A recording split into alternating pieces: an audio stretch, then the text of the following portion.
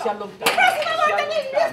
La prossima volta mi si allontani perché si allontana, ma voi sapete cosa fare? O a loro o a noi. Oggi ne sono arrivati 29 da provincia della Sicilia e verranno trasferiti nella parrocchia di Ponzano gestita da Donaldo.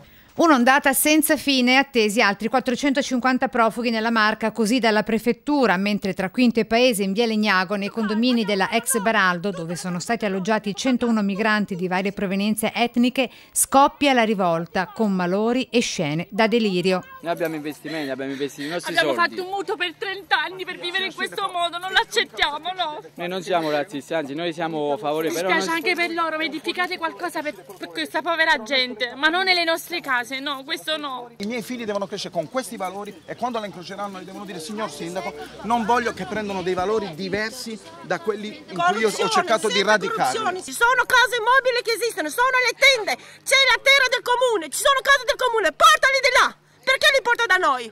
Perché in queste residenze? Adesso qua sarà piena di loro, cioè, ma non che siano inferiori a noi, ma questo è un ambiente nostro, cioè, noi paghiamo tanto qua, noi non è che viviamo nel Bronx, qua si pagano spese condominiali altissime. E parliamoci onestamente, nel momento in cui vado a fare un investimento per la vita cerco il meglio per me e per la mia famiglia. Tutto questo con i migranti attoniti alla finestra. Le istituzioni non si stanno comportando in maniera adeguata.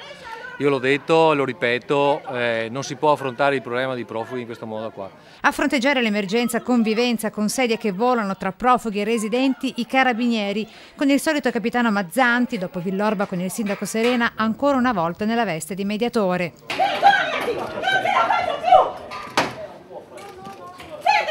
Si allontani.